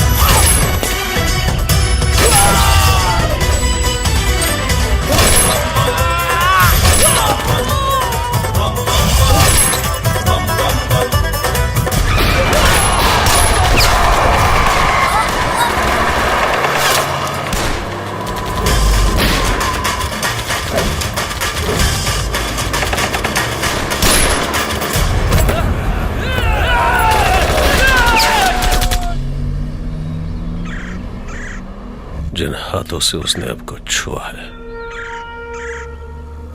ऐसे काटूंगा कि अगले 7 जन्म में पैदा तो जरूर होगा, लेकिन किसी को छूने के लिए उसके पास हाथ नहीं रहेंगे। घर चलिए अब्बू।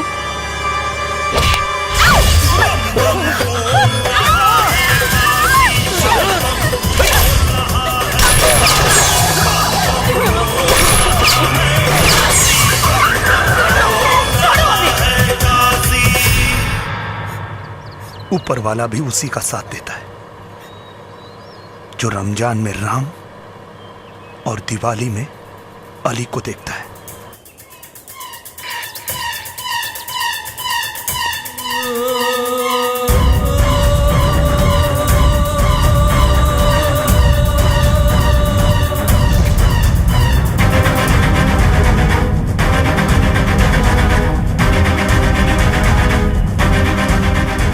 रिपीट कर दिया था।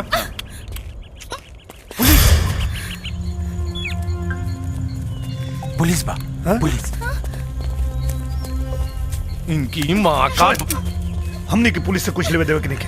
हमनी के टारगेट के और बात। चलो यहाँ से चला। चलो तू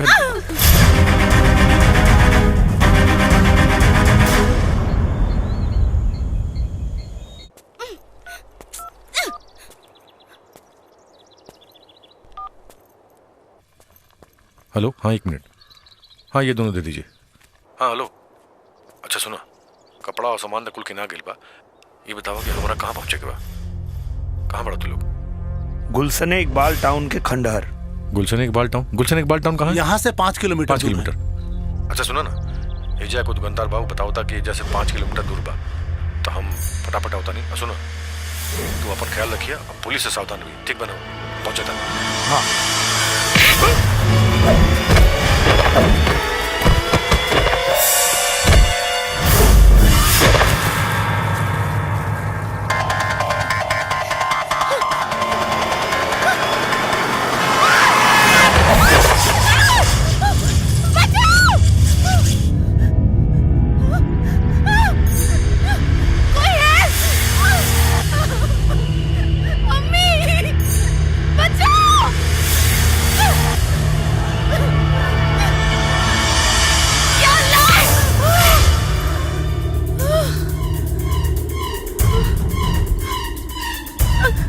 छोड़ दूं अभी? नहीं।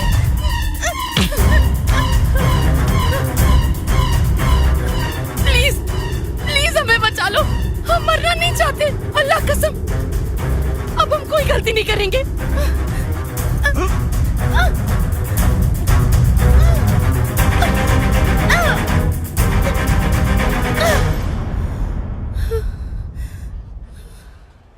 अब समझ में आया जिंदगी और मौत के बीच में क्या फर्क है?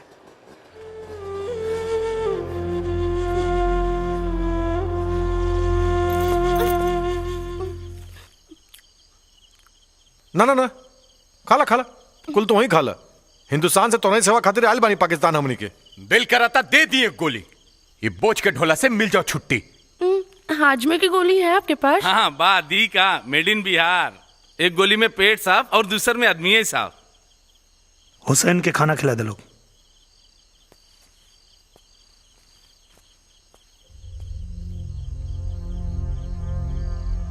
कबीर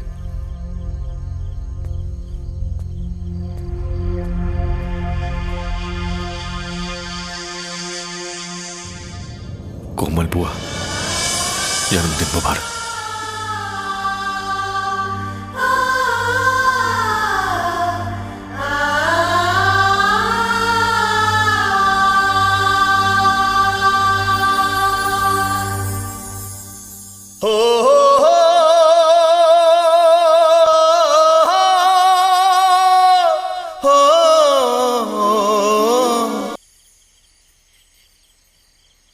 ये कोमल कौन है? गाना गाकर रोने का क्या मतलब है? मतलब ही तो जीवन का मकसद बन गया। बचपन से जवान होते जिसे देखा, अनाथ होकर भी माँ बाप का प्यार और लाल चुनरी में सजी दुल्हन मांग में सिंदूर पड़ने से पहले ही मांस के लोतड़े में बदल गई।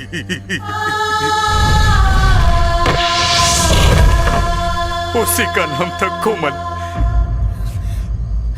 लेकिन ये सब किसने किया? आपके अब्बू हैदर अली ने और आपके मंगेतर दाऊद हसन ने। नहीं नहीं, ये झूठ है। एक मिनट, आपके कहने से झूठ नहीं हो जाएगा। कागज में लिखे हुए सबूत दस्तावेजों की तरह होते हैं जो सच कहते हैं, झूठ बयान नहीं करते।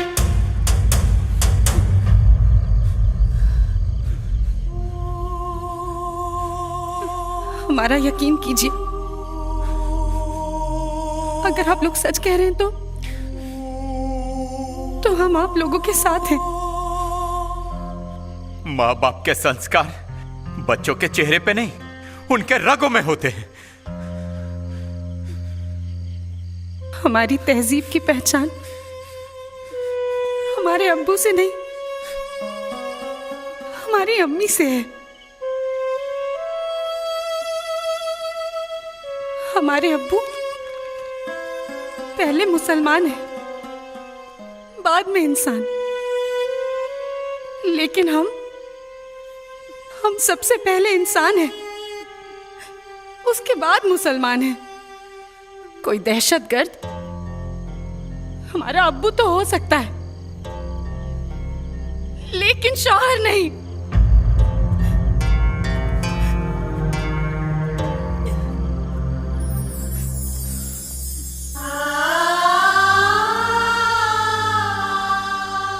हमारे यहां औरत को देवी का दर्जा दिया जाता है।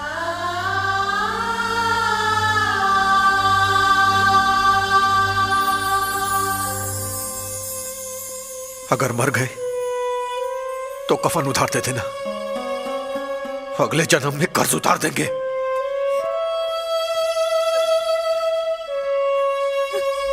हमारा फैसला बदल गया तो अब उस दिन बदलना जिस दिन हैदर अली और दाऊद हसन से मजबूत हाथों में मिल जाए।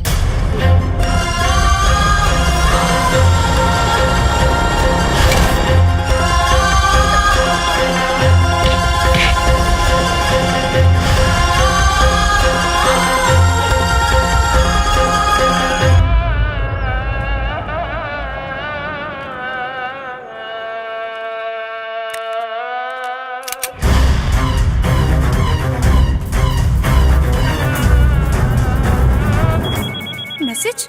हाँ, वो लोग को हमारी लोकेशन के बारे में पता चल चुका है, वो कभी भी यहाँ पहुँच सकते हैं। बजरंगी, हाँ, शोएब के लेके आवा, अगला लोकेशन फोन पे बताओ। चल ठीक बा।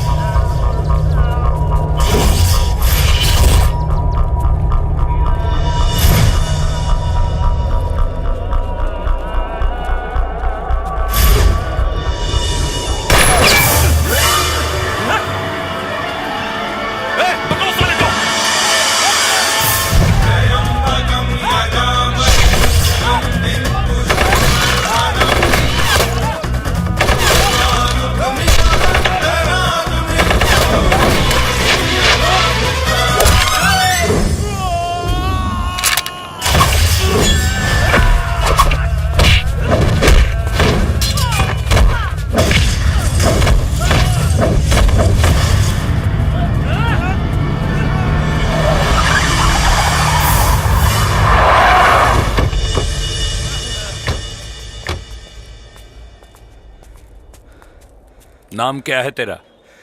बजरंगी। बजरंग बली का रिश्तेदार है।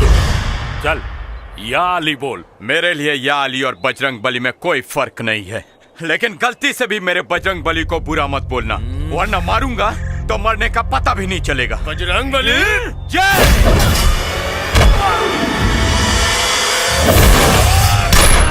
या अली, जय बजरंग बली।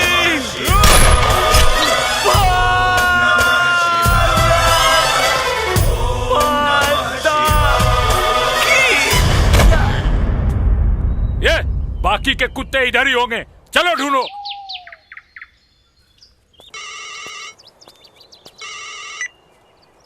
हाँ शोएब। हाँ हम बस पहुंचे। हेलो शोएब। हेलो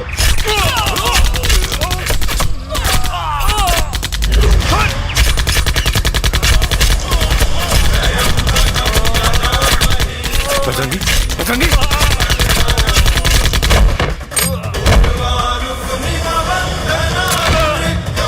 बजरंगी, बजरंगी।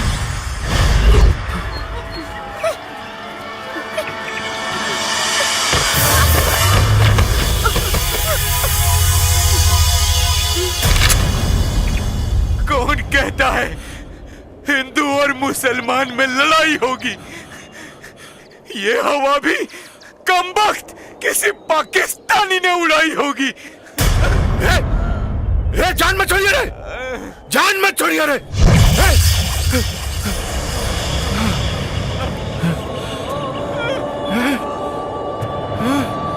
बजरंगी, बजरंगी, बजरंगी उठना रे।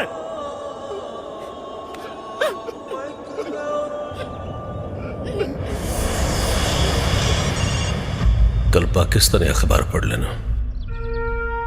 पढ़ने के बाद आंख और दिल दोनों अपनी जगह बदल देंगे। तुम्हारे भेजे हुए कुत्तों की लाशें कल पाकिस्तानी अखबार के फ्रंट पेज पर होगी। साले साहब चल के गांव वालों के बता देवे ये क्रांतिकारी के क्रांति खत्म। Follow me. सर आइए सर। हाँ हाँ सर। हाँ कहा मुखिया और सरपंच और गांव वाला सारा लोग सुन ला। कल अखबार का फ्रंट पेज पढ़ लिया सब। हिंदुस्तान से आए हुए आतंकवादी पाकिस्तान की जमीन पर ढेर। नाम कबीर दीनानाथ शास्त्री,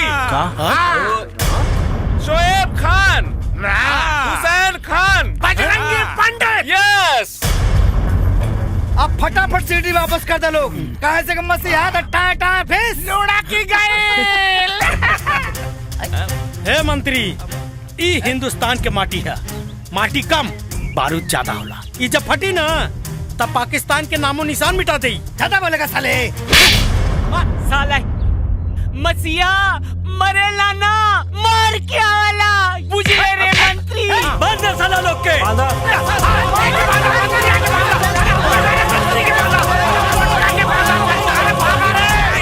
यहाँ गला जनता की असली ताकत। अब सारे तो लोग हमें वही नहीं है जो हमारी दुल्हन को देखना चाहती थी। आगे क्या होगा ये तो हमें नहीं पता, लेकिन अगर उससे मिलने का मौका मिला तो जरूर देखेंगे। वो कितनी खूबसूरत थी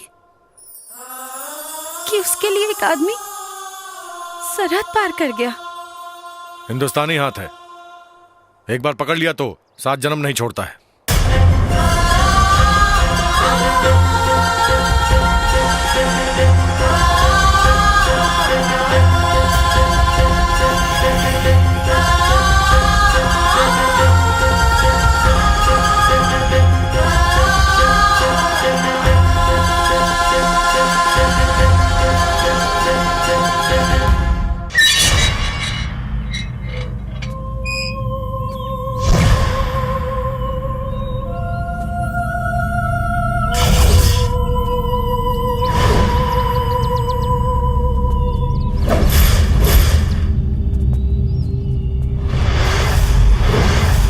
औरत को मोहरा बनाकर मर्द होने का फक्र करता है।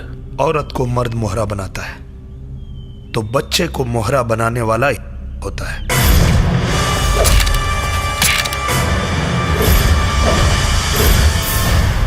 ठहरिए हसन साहब, मौत के सौदागर कभी किसी मुल्क की सियासत के बादशाह नहीं बन सकते। शहनाज, अल्लाह के वास्ते कुछ मत कहिए अब्बू। आपकी असलियत जानने के बाद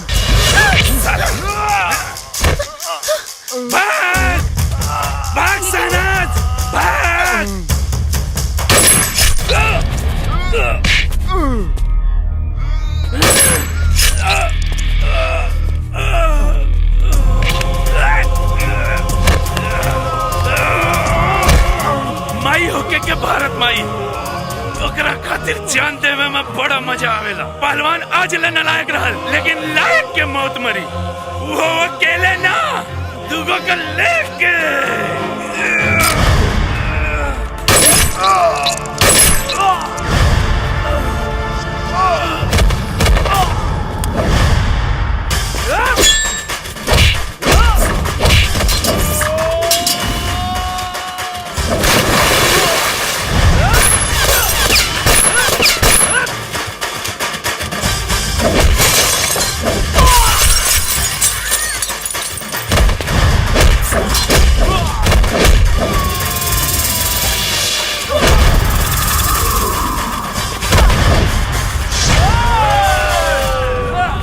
आजा,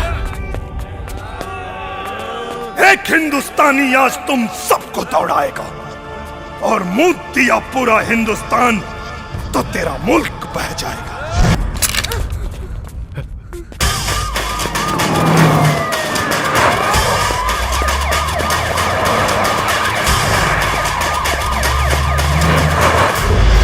मियां, हिंदुस्तान को मेरा एक पैगाम दे देना। जिस मुसलमान का ईमान मुसलसल हो वो गद्दार नहीं होता, वफादार होता, चाहे वो हिंदुस्तान हो या पाकिस्तान।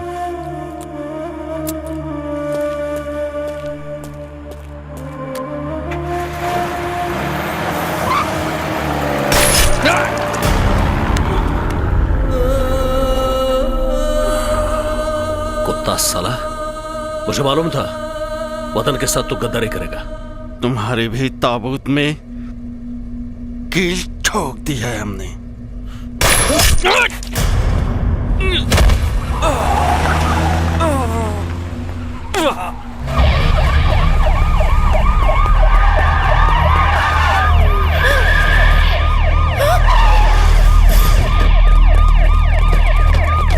फायर कोई नहीं करेगा, हमें इसका फिर को जिंदा पकड़ना है।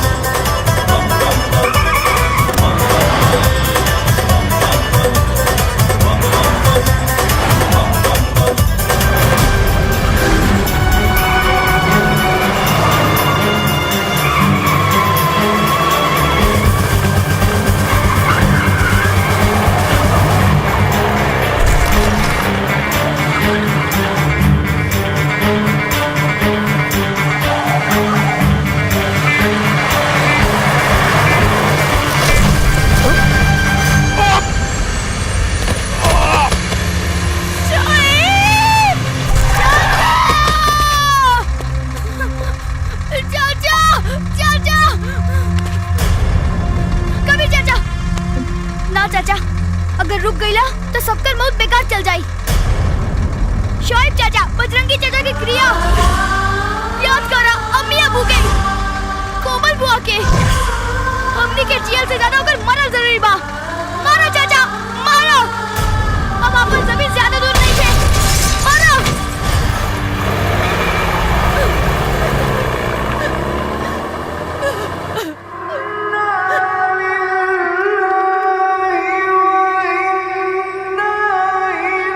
अगर मर गए तो कफन उतार दे देना, अगले जन्म में कर्ज उतार देंगे।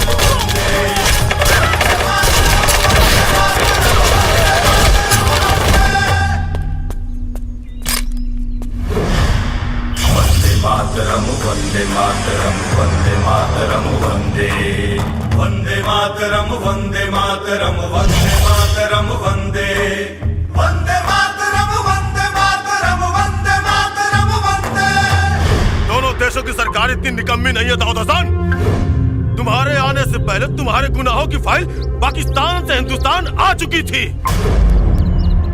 इस मिट्टी की मजबूती को देख दाऊद हसन, तुझे तेरे घर से निकालकर इस मिट्टी में लाके पटक दिया।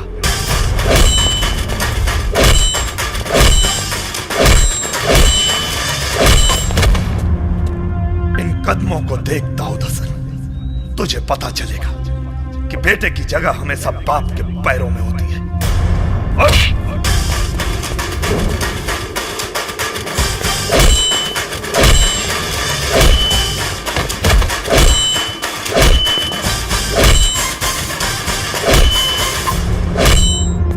तुझे तो ऐसी मौत मारूंगा कि तेरे आका जन्नत का ख्वाब देखने को हौसला नहीं करेंगे। चुप क्यों वार करते हो साले? जब बर्दाश्त कहे कि अब बर्दाश्त नहीं होता तो कोई हिंदुस्तानी कभी किसी से परास्त नहीं होता।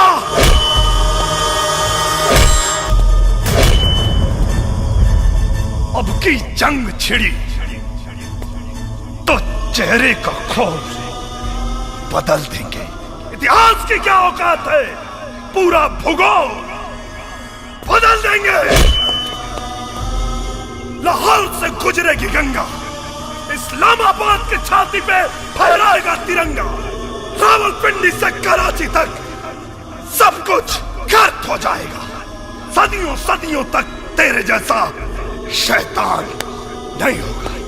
कश्मीर तो होगा लेकिन पाकिस्तान नहीं होगा।